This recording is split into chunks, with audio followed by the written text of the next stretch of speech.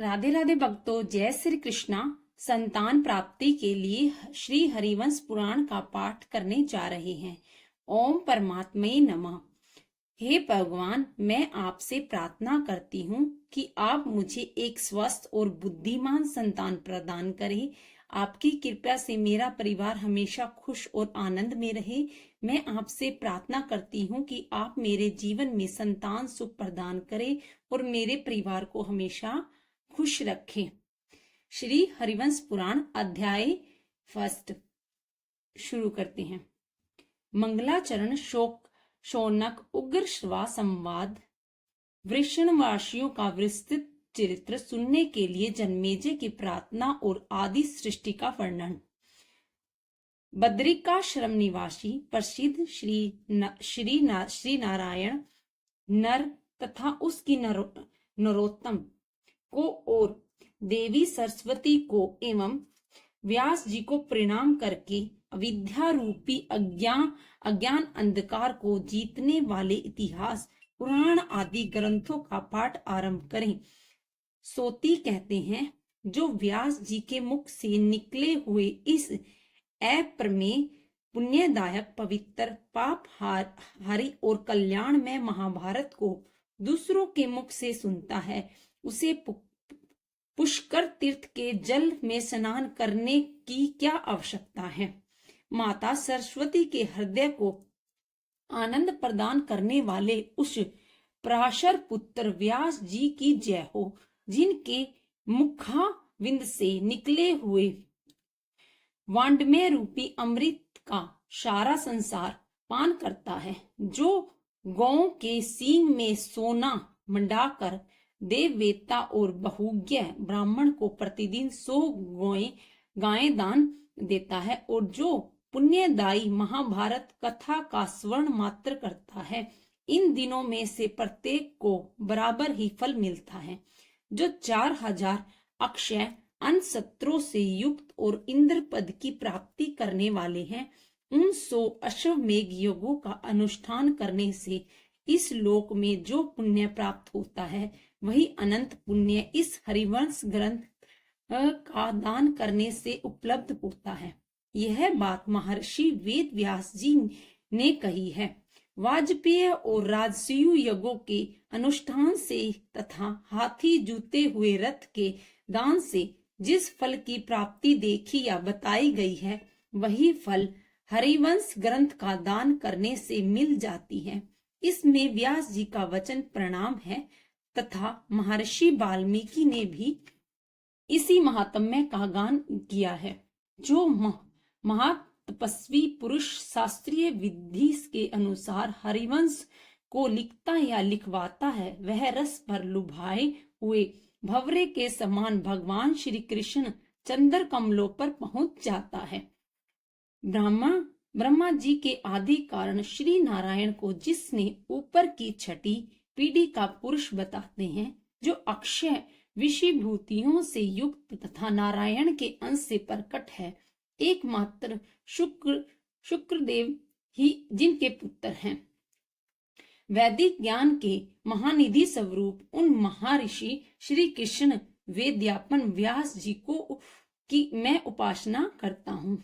निमिषारण्य की बात है, संपूर्ण शास्त्रों के विशेषज्ञ धर्मात्मा एवं कुलपति महामुनि शौनक ने सबके आदि कारण अंतर्मय पुरुष पुरुहूत पुरुषदूत एकाक्षर ब्रह्मा सदा सत और अखिल विन्मय सत और अस्त दोनों से परे, कारण और कार्य दोनों के पुरातन सर्वेश्कृष्टा अविकारी मंगलकारी मंगल रूप सर्वव्यापी सबके द्वारा वर्णनीय पाप रहित परम पवित्र इंद्रियों के प्रेरक तथा समस्त चराचर जगत के गुरु श्री हरि को प्रणाम करके लोमहर्षण सुत के पुत्र उग्र श्रावाशय से प्रकाश पूछा।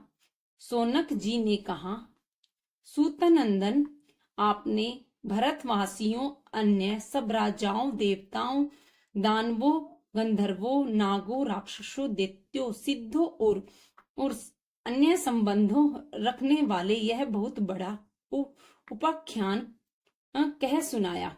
आपने ये ऋषि महर्षियों के, सूरवीरों के बल विक्रम, धर्म तत्व के निर्णय, विचित्र कथा प्रसंग, द्रोण आदि के श्रेष्ठ में परम उत्तम जन्म वृत्तांत आदि प्राचीन एवं पुण्यदेय विषयों का अपनी मधुर वाणी द्वारा वर्णन किया है।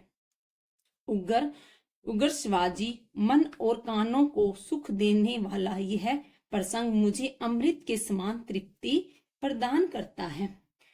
लोमहर्षण कुमार, आपने महाभारत सुनाते समय कुरुवंशियों के ही जन्म का विशेष रूप से वर्णन किया है, वृषण तथा अंधक वंश के वीरों के जन्म का नहीं।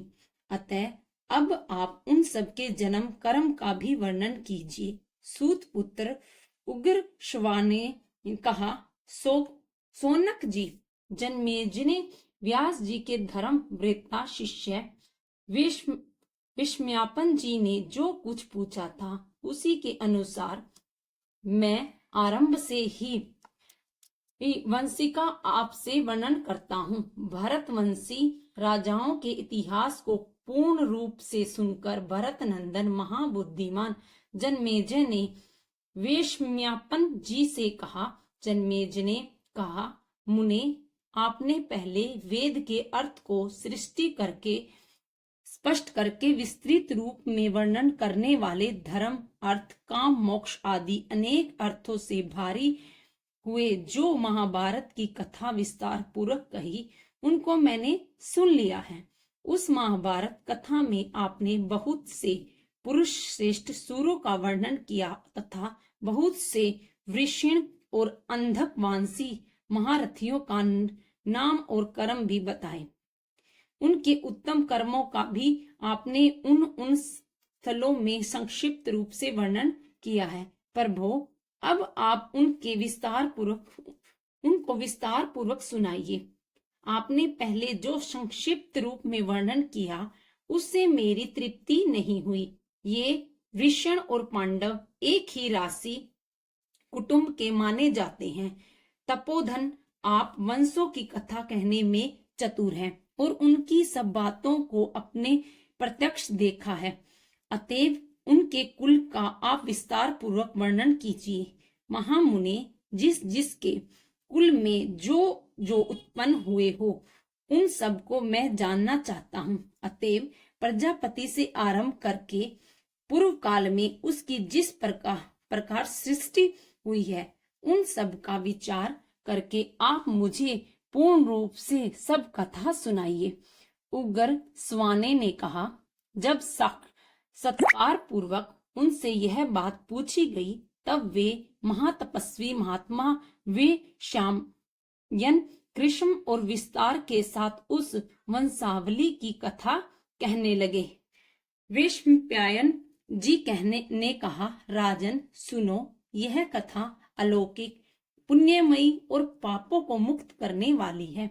इसमें अनेक पुरुषार्थों का उपदेश है। इस वेद के समान मानवीय और कथा का मैं आपसे वर्णन करता हूँ। आश्चर्यमयी कथा का मैं वर्णन करता हूँ। जो इस कथा को अपने हृदय में धारण करता है या उसको पुस्तक के रूप में अपने घर में स्थापित करता है अथवा बार बार इसको सुनता है, वह इस लोक में अपने वंश को स्थापित कर अंत में स्वर्ग लोक में प्रतिष्ठित होता है। जो नृत्य सत्स्वरूप तथा कारणभूत अव्यक्त प्रकृति है उसी को प्रधान कहते हैं। सर्वशक्तिमान पुरुष ने उसी से इस विश्व का निर्माण किया है। महाराज, तुम अमित तेजस्वी ब्राह्मण जी को ही पुरुष समझो। वे समस्त प्राणियों की सृष्टि करने वाले तथा भगवान नारायण के आश्रित हैं। महत्व से अहंकार तथा अहंकार से सब सूक्ष्म भूत उत्पन्न हुए हैं। भूतों के जो स्थूल भेद हैं वे भी उन सूक्ष्म भूतों से ही प्रकट हुए हैं। यह अनादिकाल से प्रवाह रूप से चला आने वाला सनातन सनातन सर्ग है। अब जैसी मेरी बुद्धि है और जैसा मैंने गुरुजनों में सुन रखा है, उनके अनुसार मैं भूत सर्ग का विस्तार पूर्वक वर्णन आरंभ करता हूँ। सुनो, यह प्रसंग पूर्वजों की कीर्ति का विस्तार करने वाला है। स्थिर कृति वालों, उन समस्त पुण्यकर्ता पूर्वजों के यश का कीर्तन, धन व यश की वृद्धि करने वाला, शत्रुओं का नाश, स्वर्ग की प्राप्ति कराने वाला और आयु बढ़ाने वाला है। तुम इस विषय को हृदय गम करने में समर्थ व शुद्ध हो और मैं इसका वर्णन करने में समर्थ हूँ। अतः पवित्र होकर आरंभ से वृषण वंश पर्यंत परम उत्तम भूत सर्ग का वर्णन करूंगा। तदंतर स्वयं भू भगवान नारायण ने नाना प्रकार की प्रजा उत्पन्न करने की इच्छा से सबसे पहले जल की ही सृष्टि की, फिर उस जल में उनकी शक्ति का आघान किया। जल का दूसरा नाम है नार, क्योंकि उसकी उत्पत्ति भगवान नर से हुई है।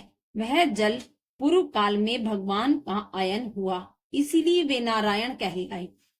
भगवान ने जल में जो अपनी शक्ति का आधान किया था, उससे एक बहुत विशाल सुवर्ण में अंडे प्रकट हुआ।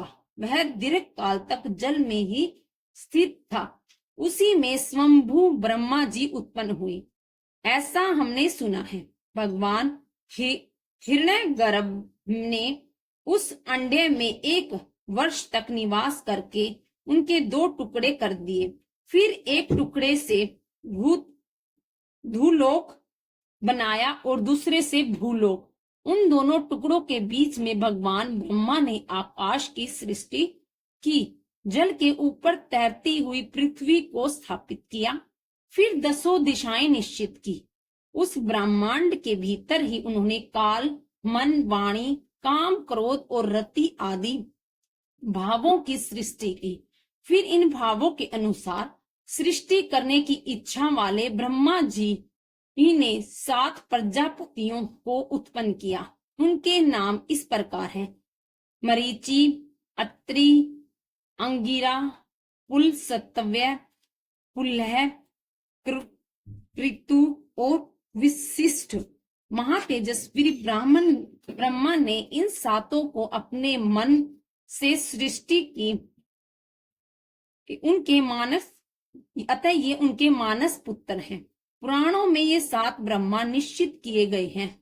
भगवान नारायण में मन लगाए रहने वाले इन 7 ब्राह्मणों की सृष्टि के अंतर्गत ब्रह्मा जी ने अपने रोष से रुद्र को प्रकट किया। फिर पूर्वज भगवान संत कुमार जी को उत्पन्न किया। भगत नंदन, ये मरीचि आदि 7 ऋषि और रुद्रदेव प्रजा की सृष्टि करने लगे। स्कंद और सनंत कुमार, ये दोनों अपने तेज का संवरण करके रहते थे। उक्त 7 महर्षियों के 7 बड़े बड़े दिव्य वंश हैं। देवता भी इन्हीं वंशों के अंतर्गत हैं। उन 7 वंशों के लोग कर्मनिष्ठ व संतानवान हैं। उन वंशों को बड़े बड़े ऋषियों ने सुशोभित किया है। इसके बाद ब्रह्मा जी ने पहले विद्युत, व्रज, मेघ, रोहित, इंद्रधनुष, पक्षी समुदाय और प्रयोजन की सृष्टि की। फिर ब्रह्मा जी ने यज्ञ की सिद्धि के लिए नित्य सिद्ध श्रृक, यजु और साम का आविष्कार किया। फिर ऐश्वर्यशील ब्रह्मा ने अपने मुख से देवताओं को और वक्ष स्थान से पितरों को प्रकट किया। फिर उन्होंने उपस्थेंद्रिय से मनुष्यों को और फिर जंघाओं से अश्रु को उत्पन्न किया। तदंतर उन्होंने साध्य नामक प्राचीन देवताओं को प्रकट किया, ऐसा हमने सुना है। इस प्रकार प्रजा की सृष्टि रचते हुए उन आपव अर्थात जल में प्रकट हुए प्रजापति ब्रह्मा के अंगों में से उच्च एवं साधारण श्रेणी के बहुत से प्राणी प्रकट हुए।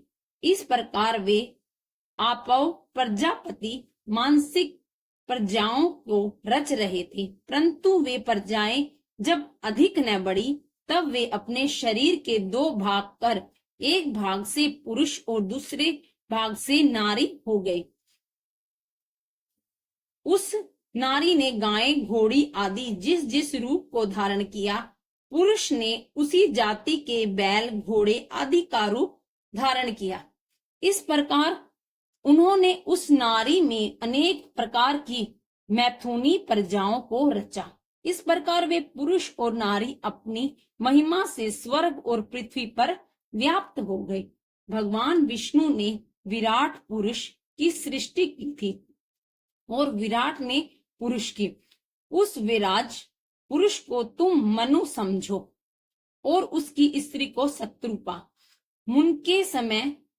मनु के समय को ही मनवंतर काल कहा गया है। अपाव पुत्र मनु की जो दूसरी योनिज सृष्टि है, यही से मनवंतर का आरंभ बताया जाता है। इस प्रकार शक्तिशाली वैराज पुरुष ने प्रजा सरग की सृष्टि की। अपाव प्रजापति को नारायण सरग कहा गया है, क्योंकि वे नारायण से ही प्रकट हुए हैं। उनकी अयोनिजा प्रजा प्रथम सरग है और मनु की योनिजा प्रथम द्वितीय सरग। जो इस आदि सृष्टि को इस प्रकार जान लेता है, वह आयुष्मान, कीर्तिमान, धन्यवाद का पात्र, संतानवान और विद्वान होता है। उसे इच्छा अनुसार उत्तम गति प्राप्त होती है। पहला अध्याय समाप्त। राधे राधे भक्तों, जय श्री कृष्ण, हर हर महादेव। की आरती, श्री जगदीश जी की आरती। ओम जय जगदीश हरे, स्वामी जय जगदीश हरे, भक्त जनों के संकट क्षण में दूर करे। ओम जय जगदीश हरे, जो ध्यावे फल पावे, दुख बिन से मन का, सुख संपत्ति घर आवे, कष्ट मिटे तन का। ओम जय जगदीश हरे, नाथ पिता तुम मेरे, शरण गहूं मैं किसकी, तुम बिन और न दूजा, आस करूं मैं जिसकी। ओम जय जगदीश हरे, तुम पूर्ण परमात्मा, तुम अंतर्यामी, पार ब्रह्म परमेश्वर, तुम सबके स्वामी। ओम जय जगदीश हरे, तुम करुणा के सागर, तुम पालन करता, मैं मूर्ख खल कामी, कृपा करो भरता। ओम जय जगदीश हरे, तुम हो एक अगोचर, सबके प्राणपति, किस विधि मिलूं दया में, तुमको मैं कुमति। ओम जय जगदीश हरे, दीन बंधु दुख हरता, ठाकुर तुम मेरे, अपने हाथ बढ़ाओ, द्वार पड़े मैं तेरे। ओम जय जगदीश हरे, विषय विकार मिटाओ, पाप हरो देवा, श्रद्धा भक्ति बढ़ाओ, संतन की सेवा। ओम जय जगदीश हरे, तन मन धन सब है तेरा, स्वामी सब कुछ है तेरा, तेरा तुझको अर्पण, क्या लागे मेरा। ओम जय जगदीश हरे, श्री जगदीश जी की आरती जो कोई नर गावे, कहत शिवानंद स्वामी, सुख संपत्ति पावे। ओम जय जगदीश हरे। राधे राधे भक्तों, जय श्री कृष्णा।